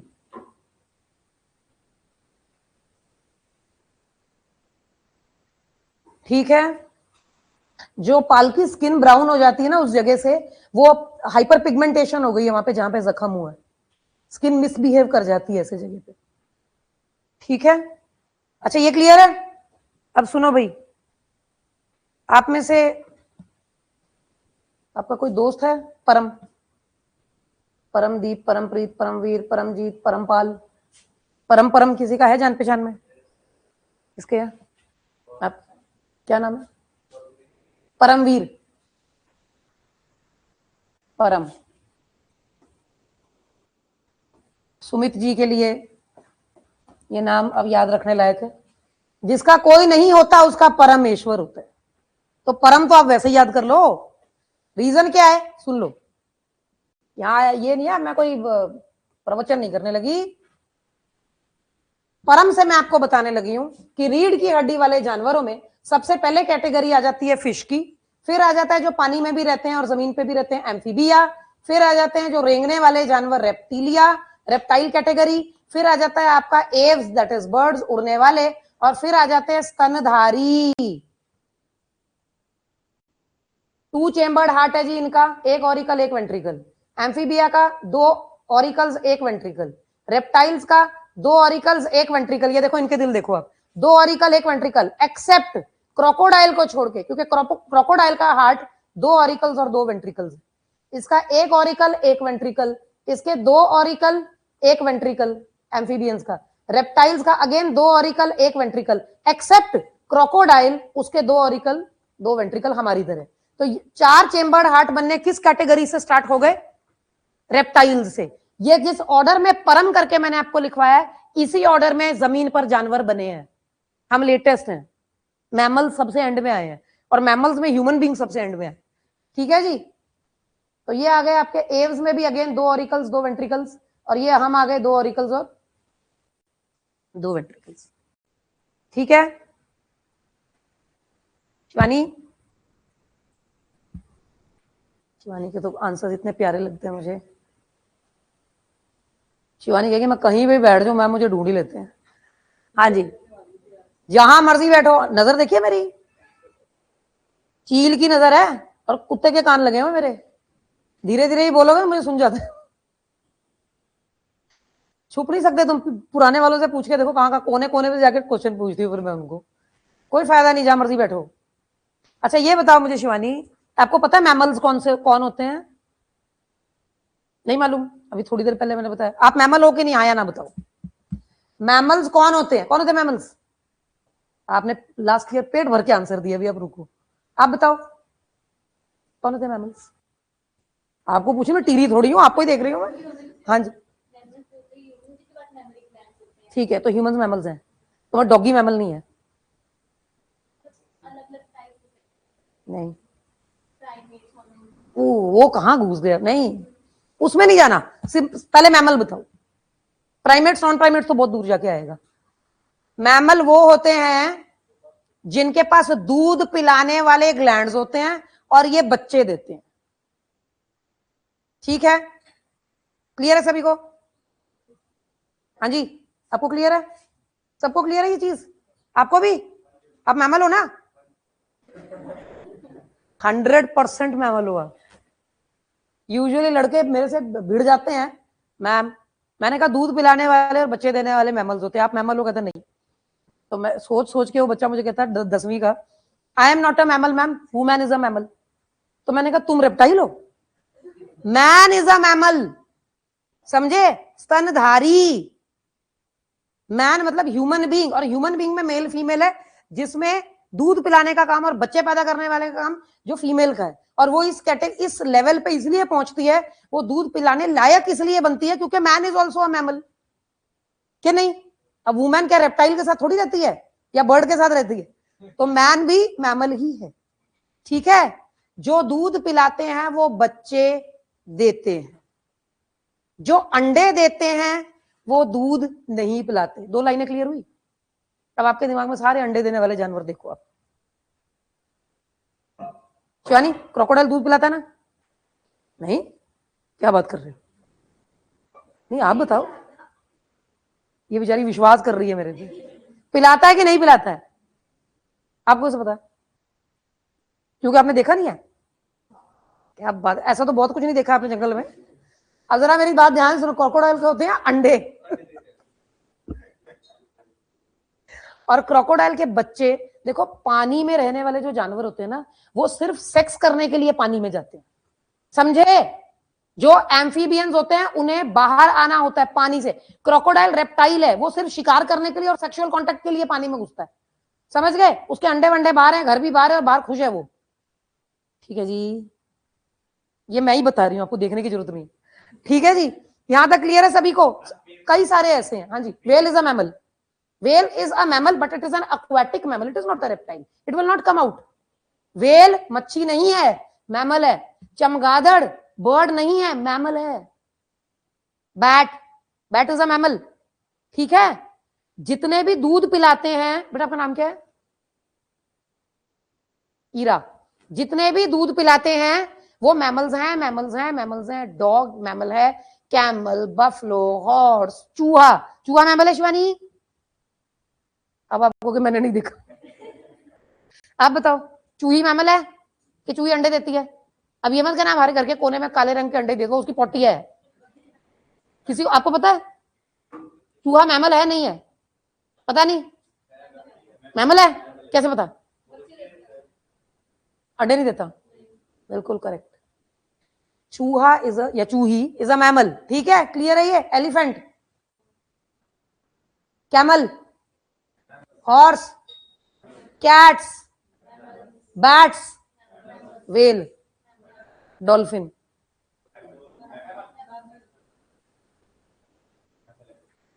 Dolphin is again a mammal, ठीक है? बस इनका बिहेवियर जो है बच्चे पैदा करने का वो थोड़ा डिफरेंट है, वो रिप्रोडक्शन में हम पढ़ेंगे। फिलहाल सारी चीजें क्लियर हुई? क्लियर हुई? ये यहां पर मैंने क्या समझाना था आपको? मैंने बताना था कि रीढ़ की हड्डी जहां से शुरू हो जाती है, रीढ़ की हड्डी, इससे पहले वाले जो जानवर है उनमें रीढ़ की हड्डी नहीं होती, डाइवर्सिटी में पढ़ेंगे। यहां से लेकर यहां तक जो है वो जिनके पास रीढ़ की हड्डी, स्पाइनल कॉर्ड, ब्रेन बना हुआ है, ठीक है, वो सब के सब मैमल्स हैं। एक और वर्ड आखिरी, इसको खत्म करके फिर हम हार्ट की डिजीजेस पे चलेंगे। ये वर्ड को जरा ध्यान से देखो शिवानी, बस अब मैं तुझसे कुछ नहीं पूछूंगी, अब पीछे वालों को पकड़ते हैं।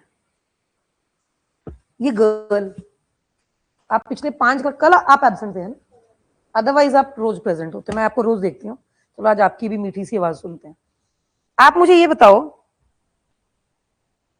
कि अगर आपको डॉग और फीमेल डॉग, मेल डॉग, इनमें डिफरेंस पता है? क्या ये डिफरेंट होते हैं कि सेम ही होते हैं? मतलब आपको कैसे पता चलेगा कि डॉग है कि बिच है? मतलब अगर कुत्ते ने काटा तो डॉग है, और अगर काटी तो ऐसे कि भौंक रहा है तो डॉग है, भौंक रही है तो ऐसे। आप बता सकते हो? कैसे बताओगे? You are not exceptional, everybody is answering, you will also have to answer. चलो, तो मैंने आपको कौन सा बोला है उसके साथ जाके डॉग्स मैं गिफ्ट थोड़ी कर रही हूं। अच्छा, आपको डॉग्स पसंद नहीं है इसलिए मैं डॉग्स, आपको कौन सा जानवर पसंद है? कैट्स। तो अब बताओ कि मेल और फीमेल कैट में आप डिफरेंस बता सकते हो? वेरी गुड, बताओ। जो अब आप आंसर अगर करेक्ट दोगे ना तो वो डॉग पे भी फिट होता है, बताओ कैसे बताओगे? मेल कैट होती है, ऐसे पता चल जाता है। क्या बात है, आप किस स्ट्रीम से हो? आर्ट से? बड़ा बहुत अच्छा आंसर दे रहे हो, मुझे मजा आ गया बात करके आपसे। अब ये बताती है कुछ। हाँ जी, डॉग बताओगे, कैट बताओगे, क्या आपके पसंद का कोई जानवर बताओगे? आप ह्यूमन का भी बता सकते हो।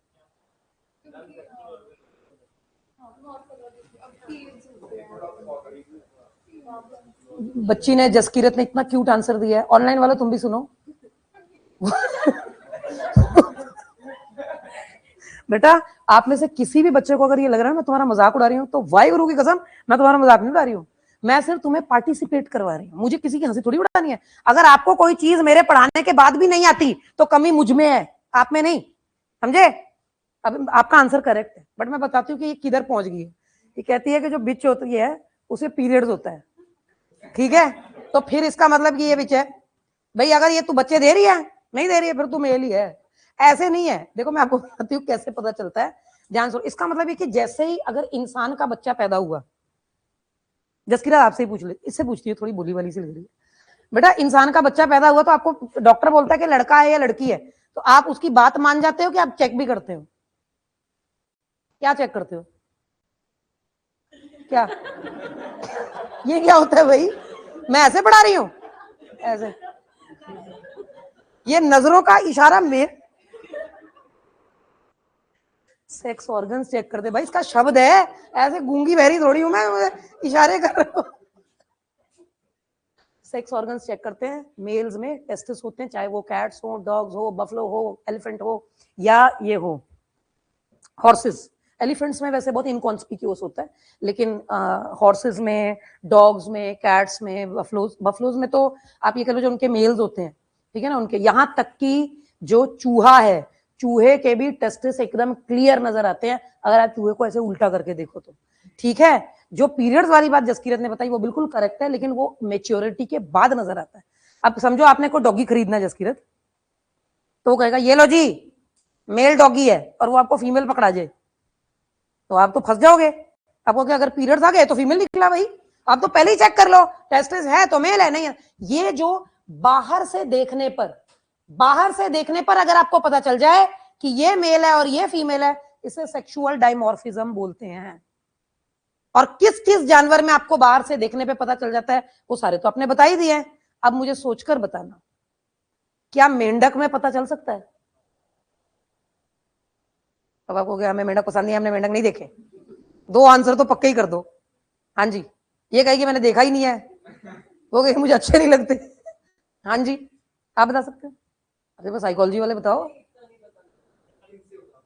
स्किन से? हाँ जी, कैसे? पर जिसकी त्वचा अच्छी है वो लड़की है? नहीं नहीं, आप बता सकते हो? एनीबडी? एनीबडी? है सांस किसके साइज में? तो फिर बड़ा कौन? चलो, हाँ मुझे पता था यही बोलोगे। नहीं नहीं नहीं, मेल की जो उंगलियां होती है ना आगे वाली, उसमें 4 उंगलियां होती हैं, और जो पहले 2 हैं इनके बीच में एक क्लैस्पर फंसा हुआ होता है, पैड बोलते हैं उसे इसमें। और ये क्लैस्पर फीमेल को पकड़ के रखने के लिए है ड्यूरिंग सेक्सुअल कॉन्टैक्ट। समझ गए आप? हाँ, ये तो भाग जाती है वो, ठीक है। नहीं सच है भाई, ले हंस रहे हो? अरे टर्राने की आवाज जो है मेल्स की, उसी से फीमेल्स अट्रैक्ट हो जाते हैं। लेकिन अगर फीमेल हैप्पी नहीं है तो वो, ये जो क्लैस्पर्स इसके होते हैं ना, ये इससे वो भाग नहीं सकती, ठीक है ना। तो ये कोपुलेटरी पैड्स सिर्फ मेल्स के पास होते हैं। और दूसरा, फीमेल्स टर्राती ही नहीं है, फीमेल्स नहीं टर्राते। जरूरी नहीं है, यूजुअली सेम साइज ही होते हैं, जरूरी नहीं है। कईयों में होता है, हनी बी में, हनी बी का मेल्स फीमेल्स बड़ी होती हैं, अंडे देने होते हैं उन्होंने, यस ये। लेकिन फ्रॉग्स में जरूरी नहीं है, समझ गए? टर्राने का काम मेल करता है, ह्यूमंस में टर्राने का काम फीमेल्स करते हैं। अच्छा, ये भी क्लियर है। अब चलते हैं हार्ट के डिसऑर्डर्स पे। ये सारी चीजें जरूरी था, हार्ट पढ़ रहे हो, जानवर पढ़ रहे हो, उनके चेंबर्स पढ़ रहे हो, ठीक है। अब हम चलते हैं आगे। हाँ जी बेटा, फेक, ये मुझे नहीं पता, मुझे तो पता ही नहीं है। धोखेबाज हाई ना, मुझे नहीं पता। डाइसेक्ट तो मैंने रैबिट भी किया हुआ है, बट मुझे हाइना का नहीं पता। अच्छा होता है? Female has a penis. कितनी अश्लील बातें कर रही है ये लड़की। फीमेल, पता नहीं भाई, इतनी बायो नहीं पढ़ी मैंने। अच्छा, ये बोल रही मैंने नहीं बोला है, अगर नहीं निकला तो मुझे मत बता। अच्छा जी, लो जी, सुमित के क्वेश्चन पे आ गए हम। बाकी इस पे हम कुछ रिसर्च करेंगे बाद में। ये हाइना के पास, अच्छा तो वो लड़के को बेवकूफ बनाती है कि मैं मेल हूं, है ना? ये क्या तरीका, ना करने का तरीका थोड़ा कैजुअल था। अच्छा जी, ये बात मुझे भी नहीं मालूम थी भाई। देखो क्या क्या बोल रहे हैं बच्चे। शिमालिका गुड आफ्टरनून, अब याद आई आपको मेरे जाने के टाइम पे? हाँ जी प्यारे बच्चों, आगे बढ़ते, मैंने सोचा ऑनलाइन वालों का भी चेक कर लें इनके क्या जवाब आ रहे हैं। ठीक है जी, आगे बात करते हैं हार्ट अटैक की। सुमित आपका वाला क्वेश्चन यहां पर आ गया, हार्ट अटैक का पूछा था ना आपने, एक और बच्चे ने भी कुछ पूछा था इससे रिलेटेड ही था शायद। आपने स्टंट, हाँ वो आ गया, बस पहुंच गए। ये देख लो, हार्ट अटैक और कार्डियक अरेस्ट, ठीक है, अलग है। कार्डियक अरेस्ट, हार्ट अटैक अलग है। Cardiac arrest stoppage of heart है, हार्ट रुक गया, रीजन कोई भी हो सकता है। और हार्ट अटैक में क्या होता है कि आपके हार्ट के पास ऑक्सीजन जो है वो ठीक से पहुंच नहीं पा रही, ठीक से पहुंच नहीं पा रही है ऑक्सीजन, इस वजह से आपका हार्ट बीट नहीं कर रहा है, पॉज पे है। ये अटैक में पर्सन दोबारा ठीक हो सकता है, अरेस्ट में बहुत ज्यादा दिक्कत होती है, क्योंकि नहीं पता कि अगर कार्डियक अरेस्ट आ गया है तो ये पर्सन बचता है कि नहीं। अटैक में ऐसे जैसे कोलेस्ट्रॉल की वजह से आ गया, हाई बीपी की वजह से आ गया, टेंशन की वजह से आ गया। जो पर्सन का ब्लड प्रेशर हाई रहता है उन्हें खुशी की खबर और दुख की खबर हमेशा नॉर्मल होके सुनाइए, क्योंकि कभी कभी वो इतना ज्यादा फिर एक्साइटमेंट में आ जाता है कि वो खत्म ही होता है। खुशी की खबर सुन के भी मर जाते हैं लोग, समझ गए आप, खुशी से ही मर गए। ठीक है, इसीलिए कहते हैं कि जो झूले वगैरह पे चढ़ते हैं, ये जो आप जायंट व्हील वगैरह पे, इस पे भी अटैक आने का बड़ा खतरा होता है। ठीक है ना, जायंट व्हील पे आप लोग कैसे भाग भाग के बराबर की हाँ अपनी बंदी को लेके, या इस पे तो ये पक्का डरेगी। ठीक है ना, अब ये यूजुअली क्या है, देखो अगर आप लोग जायंट व्हील पे चढ़ गए हो तो आपने एक चीज देखी होगी, जैसे जैसे आप ऊपर की तरफ वो जा रहा है तो आपकी जो सांस है वो ऐसे हो जाती है। ये बॉडी का एक रिस्पॉन्स है कि आपकी बॉडी में ऑक्सीजन की कमी है। ठीक है, क्यों आ रही है? क्योंकि आप डर रहे हो, लेकिन आप शो नहीं कर रहे हो, आप सिर्फ हूट कर रहे हो, बड़ा मजा आ रहा है, लेकिन आपको सच में टेंशन हो रही है, क्योंकि बॉडी कंफर्टेबल नहीं है। क्योंकि बॉडी जो देख रही है, बॉडी उसे रिस्क मानती है, बॉडी उसे ये मानती है कि कोई खतरा है। ठीक है, क्योंकि ये तो 100% है कि जब आप सबसे पीक पॉइंट पे पहुंच जाते हो तो वहां जाके, चाहे आप अपने दोस्तों के साथ भी हो, तो भी 4-5 दोस्तों में एक जरूर ये बात बोलता है, यार अगर यहां से गिर गए तो, वो जरूर बोलता है, ये नट खुल गया तो। ठीक है ना, तो ये जो तो वाली चीज होती है जरूर होती है। तो ये जो चीज है हमारी बॉडी में रिस्पॉन्स देती है। ठीक है जी, what if this, what if this, clear है यहां पर?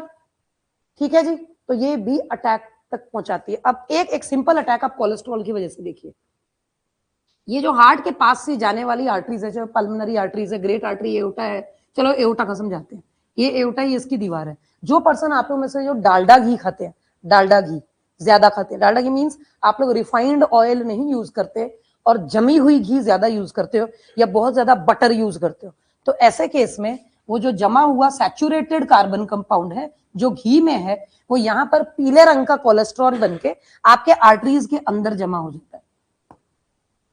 इस पीले रंग को हम कोलेस्टेरॉल बोलते हैं, और ये कोलेस्टेरॉल एक कार्बन कंपाउंड है, एक कॉम्प्लेक्स कार्बन कंपाउंड है, जिसको डिजेस्ट करना, अब्सॉर्ब करना और सेव करना आपकी बॉडी में पॉसिबल नहीं होता था। तो ये आर्टरीज में एक वेस्ट बन के डिपॉजिट हो जाते हैं।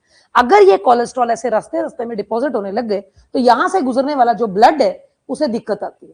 अब तो जब तक थोड़ा बहुत कोलेस्ट्रॉल है जिंदगी अच्छी चल रही है, लेकिन समझ लीजिए कि ये जो कोलेस्ट्रॉल है ये जरूरत से ज्यादा हो गया और कुछ इस तरह से आ गया, ये देखो।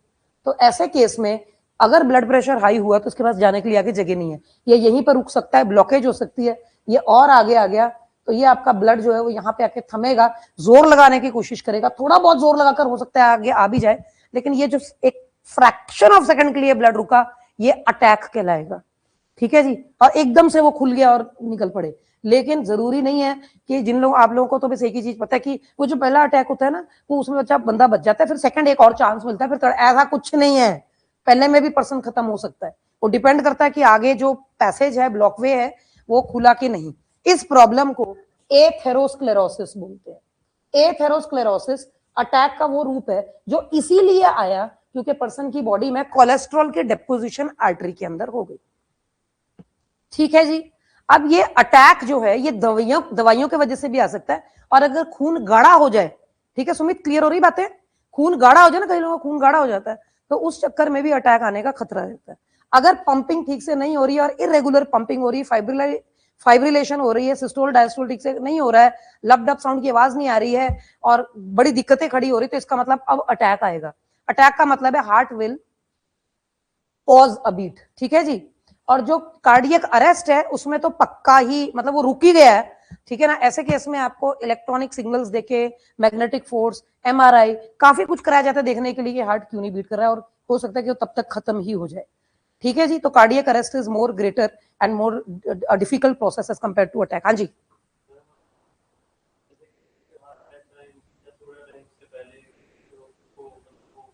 बिल्कुल करेक्ट है।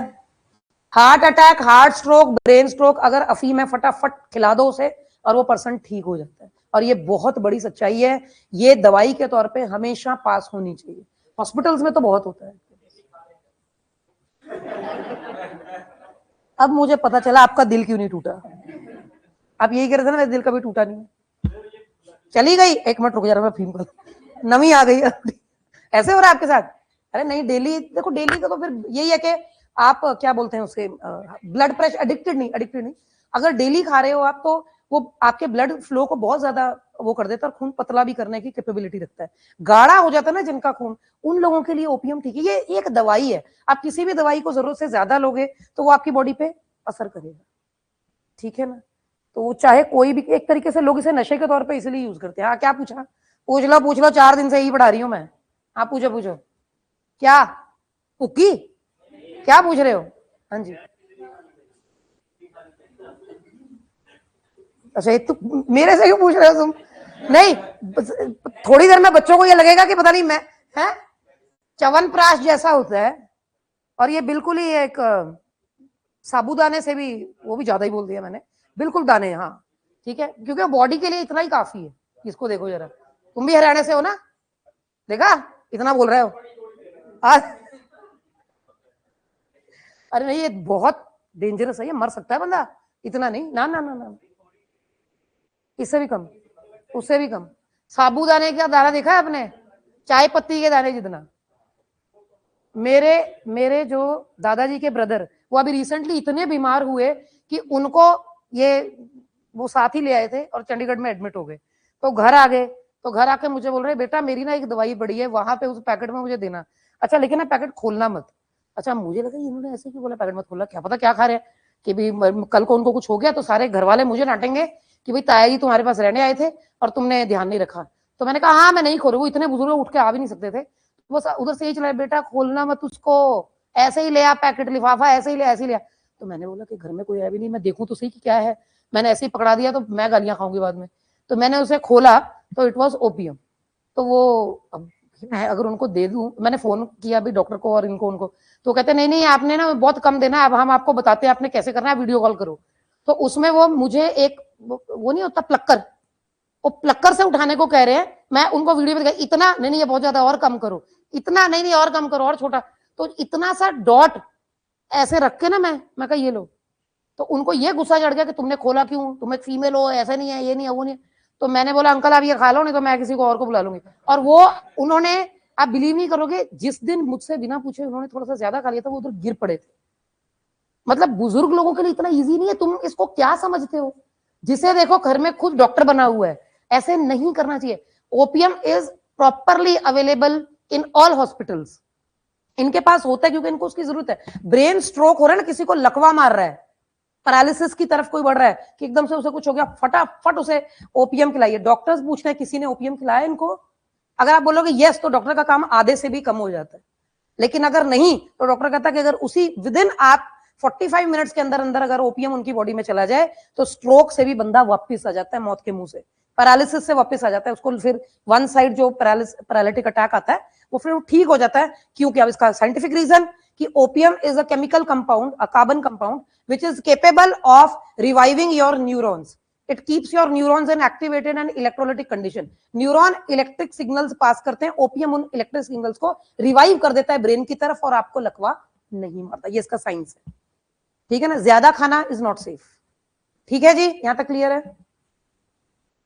बस 5 मिनट और, फिर थोड़ा सा हम और भी, ये भी यहाँ पे ज्ञान बांट रहे हैं मैथस्टिक से, थोड़ा छोटा मैथस्टिक से, ठीक है जी, क्लियर है ये एथेरोस्क्लेरोसिस क्लियर है। और हार्ट से रिलेटेड जो प्रॉब्लम आ सकती है, जैसे कि मैंने आपको अरेस्ट बताया, इसके अलावा हार्ट से रिलेटेड आर्टरी से रिलेटेड डिसऑर्डर्स कौन से होते हैं, जैसे कि ईसीजी करने पर पता चलता है कि अगर कोई मैग्नीशियम, सिलिकॉन या कोई भी ऐसी चीज बॉडी में कोई कम रह गई है तो ईसीजी से पता चल जाता है और उसके इलाज किए जाते हैं, कार्डियक अरेस्ट। अब होल इन द हार्ट पे आ जाओ। आपको याद है मैंने आपको करवाया auricles and ventricles, auricles and ventricles, ठीक है। जब ये बच्चा अपने मदर की बॉडी में बन रहा होता है ना, तो उस वक्त ये दीवारें बननी जरूरी हैं, वेंट्रिकल्स के बीच में ये दीवार बनने लग जाती है। दो बड़ी बातें बताती हूँ आपको। नंबर एक, अगर प्रेग्नेंट लेडी के बॉडी में एक मेल है, एक बेटा है, एक पुत्र है, तो उसकी बॉडी में जो टेस्टिस होते हैं वो स्क्रोटम में कभी नहीं आते। कब आते हैं? अगर वो लेडी 8 मंथ प्रेग्नेंट है और बॉडी के अंदर एक लड़का है, बेटा है, तो उससे ठीक 4 वीक्स पहले टेस्टिस जो है वो स्क्रोटम के अंदर आ जाता है। ठीक है जी, स्क्रोटम में टेस्टिस, पेनिस है मगर स्क्रोटम खाली होता है अगर लड़का पैदा हो रहा है तो। ठीक है, तो जैसे ही बेटा पैदा होता है तो डॉक्टर सबसे पहले स्क्रोटम को चेक करता है कि इसमें टेस्टिस आ गया ना, क्योंकि पूरी प्रेगनेंसी के दौरान टेस्टिस जो है वो स्क्रोटम में नहीं आता अगर कोख में बेटा है तो। वो कब आता है? आखिरी के 4 दिनों में, 4 हफ्तों में, सॉरी आखिरी के 4 हफ्तों में। अगर नहीं आ पाया तो इस बीमारी को क्रिप्टोकॉर्डिज्म बोलते हैं। तो क्रिप्टोकॉर्डिज्म का मतलब है कि टेस्टिस जो है वो स्क्रोटम में नहीं आया प्रेग्नेंट लेडी में, तो जैसे ही बच्चा मतलब पुत्र जैसे बेटा हाथ में आ गया तो डॉक्टर फटाफट देखता है कि नहीं है तो उसे फटाफट एडमिट कर देते हैं, आपको हैंडओवर नहीं करते और बताते वेट करो, क्योंकि वो उसको सर्जिकली नीचे लाते हैं टेस्टिस को, ये जबकि ये अपने आप आ जाता है लड़कों में, जो लड़का है मदर की बॉडी में। ठीक है जी, सेम यहां पर आ जाओ। उसी बच्चे में जब हार्ट बनता है, ये लड़का और लड़की दोनों पे है, ये वाला दोनों पे, समझो कि हार्ट बन रहा है बच्चे का, तो हार्ट बनने के टाइम पे ये पूरा वेंट्रिकल एक चेंबर है, ये दीवार बाद में बनती है। अब जैसे जैसे 9वां महीना नजदीक आता है ये दीवार पूरी तरह से पकना होता है। अगर ये दीवार पूरी तरह से ना बन पाई कि यहां से भी टिश्यू आया, यहां से भी यार दोनों यहीं रुक गए, तो यहां पर एक छेद हो जाता है। इसे कहते हैं hole in the heart, hole in the heart. ठीक है, ये सेप्टम दीवार को कहते हैं। ये कहां पर है? वेंट्रिकुलर सेप्टम के बीच में, इंटर दोनों वेंट्रिकल्स के बीच में जो दीवार मतलब सेप्टम है, ये होल आपको उसमें नजर आ जाता है। डॉक्टर चेकअप के बाद बताता है कि बच्चे के दिल में छेद है। 12 साल 13 साल की उम्र तक जब तक ये बच्चा मेच्योर नहीं हो जाता तब तक इसकी सर्जरी नहीं की जाती। ठीक है जी, उससे पहले इस बच्चे को ना तो एथलेटिक्स में डालना है, ना इसको ज्यादा डांटना है, ना इस पे चिल्लाना, इसका ब्लड प्रेशर बढ़ना नहीं चाहिए, इस पे ये दवाइयों पर रहता है। ठीक 12-15 साल के आसपास इसकी सर्जरी होती है और इसे क्लोज कर दिया जाता है। नहीं तो ये 2 ब्लड आपस में मिक्स होने का बड़ा खतरा रहता है जिसके दिल में छेद है। ठीक है जी, उसकी डेथ हो जाएगी अगर आप उसे गेम्स में डाल दो, दौड़ाओ, भगाओ, डांटो, तो किसी भी वजह से अगर उसका बीपी बहुत तेज हो गया तो दोनों ब्लड आपस में मिक्स हो जाएंगे और इस पर्सन की डेथ हो जाएगी। समझ आ गई? इसे होल इन द हार्ट कहते हैं। ये भी किसी ने मुझसे पूछा था ना 2-4 दिन पहले, 2 दिन पता नहीं कल पूछा था होल इन द हार्ट क्या, तो ये उसका आंसर है। हार्ट अटैक आपको क्लियर हुआ, एथेरोस्क्लेरोसिस आपको क्लियर हुआ, heart related disorders, blood related disorders में हीमोफीलिया आएगा जो हम जेनेटिक्स में करेंगे। हार्ट से रिलेटेड और भी जो कुछ भी अगर कुछ रह गया तो हम अगली क्लास में करेंगे। अगली क्लास में एक्सक्रीशन, हमारे 3 चैप्टर्स यहाँ पर खत्म होते हैं। एक्सक्रीशन चैप्टर मंडे को शुरू होगा और वो मंडे को ही खत्म हो जाएगा क्योंकि छोटा है, और साथ के साथ हम आगे बढ़ते जाएंगे। बायो के एक करके सारे चैप्टर 15-16 लेक्चर्स में खत्म कराने के बाद फिर फिजिक्स और केमिस्ट्री में से जो आप बोलोगे फिर हम उसे टच करेंगे।